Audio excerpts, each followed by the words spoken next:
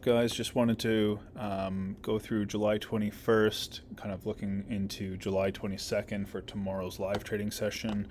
I just want to give a little bit of a overview of what I'm looking at and what we could potentially start to look for in the foreseeable future. So, as it stands right now, the 4 hour sort of reacting to this little piece right here. I don't think that that's going to be anything super relevant to us.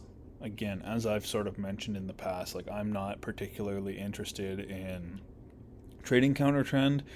If it's something that you'd like to do, be my guest. I just want to preface with that. Yeah, as it stands right now, I'm not particularly interested in too much, just given the fact that we've had a big news day as well. Kind of swept up, came down, swept down. Yeah, I'm just not entirely sold on any of the PA, and I don't really understand it, if I'm being honest with you. So I'm just going to let it do its thing and start to establish what it wants to do, and then we can start to dissect whether or not we'd like to get involved. GU, pretty similar. Like I kind of spoke about, the level that's been sort of tapped into up at the top here. This happened. I can't remember what day that was. A couple days back. So we have seen a 4 hour order flow shift. Now we just need to think about in terms of like liquidity, right? And where is liquidity sitting right now? And now that we've taken it from this low, like to me, it seems like now these highs are likely going to get taken, right? So we might be in this starting phase of a deeper pullback, potentially coming up into these supply regions up here. We've got tons of built up mitigations. This is actually unmitigated, so I'm going to assume that we'll get a half decent reaction from this if and when it comes through. But yeah, as it stands, again, like I'm just not a really big fan of trading counter trend. I find it's very, very difficult to target weak areas when counter trends are meant to be weak in general. So I'm very much just sitting on the sidelines with this guy as well. Hey, you mentioned this. When did I mention this? Yesterday, I guess, and I kind of talked about this region in here as our flip zone. It does take a little bit of liquidity, just measuring across, these levels in here. If we saw an aggressive order flow shift and a corrective sort of move back up into here, I would potentially try to trade this down against the 4 hour leg. But yeah, in the meantime, I'm looking at higher time frame opportunity. I also want to be mindful of the fact that this is the swing structure. Ideally, we'd like to see probably a clear on all of this and coming up into here, to be completely honest with you. So just again, be very mindful of these things and what you actually are most comfortable trading. And again, for me personally, and all you guys are obviously trying to learn from me and the way that I'm sort of doing things day to day, I'm not a big counter trend trader. I always like to trade in the direction of the overall money, whether that means getting in a little bit early and trading a reaction or waiting for order flow to start realigning and then be able to get involved with a very high probability position. So that's, again, just my 2 cents. If you want to get involved, I mean, ultimately, we've had a break here. There's a level in here that's probably going to get tapped into and continue. Be my guest, right? And furthermore, like we just need levels of liquidity to take on lower time frames into levels to be able to trade from. Again, just my 2 cents on this entire thing. So GJ, let me just get rid of this. GJ's doing the damn thing. So starting to come into demand region down in here. I think this is probably going to drop quite a bit more. That's just I've been saying that for a couple days now.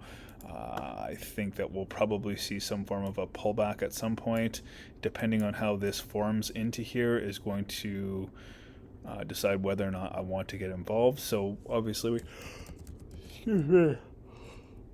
Oh man, my bad. Yeah, so depending on how this sort of frames up, and basically what I'm looking for is in these regions, possibly even up into here, is I want to see order flow realign, give us a nice strong reaction, very similar to what's happening here, but just that fractal nature down onto lower time frames, and then furthermore be able to trade this lower into a lot of built up liquidity that's resting in here. So again, that's just how I'm sort of viewing this. A 4 hour internal chalk that's happened right here. So don't discredit that. Don't look away from it.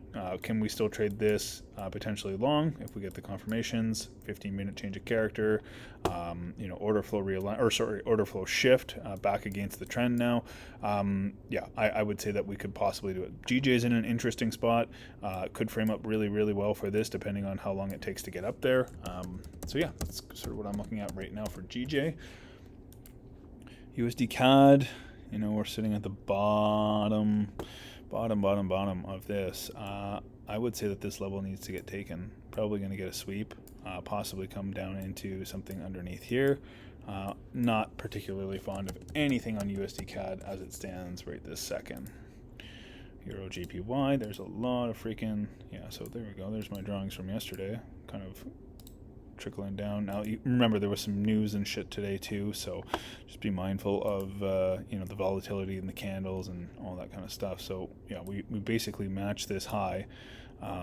We have taken out internal levels. Now, again, how we deliver into this is going to be a lot more important for me than anything else, right? I'm not looking for a trade if we just rocket into here and then drop down. That's not really what I'm interested in. I just want to see how we develop into here, how we push away from it, right? We're a ways away from a trade, but we want to basically stay aligned with our liquidity to target theory in terms of expectational order flow, as well as our internal structure, liquidity and shit like that. So as it stands right now, that's pretty well the overview. I would say that the most interesting two are going to be the two JPY pairs. So I'm just going to put an orange for both of those, because those are going to be likely the ones I'm most interested in trading for tomorrow, if and when they sort of show their hand, and we'll move forward from that. And gold, obviously, we're starting to come into the deeper portions of this. There might be a sell. I'm not really sure. Like I said, I'd like to see some form of a higher time frame grab, right? So ideally you want to see a grab on liquidity into something where there's no liquidity resting to then trade this against this, right? If we have a bunch of liquidity built up in here and they want to keep pushing price down, it's a lot easier to do that when you get rid of these orders that rest above here. So we'll play it by ear. As it stands right now, nothing's framing up super nice at the moment, at least, but that could change into tomorrow. So have a good night, and we'll catch you guys later.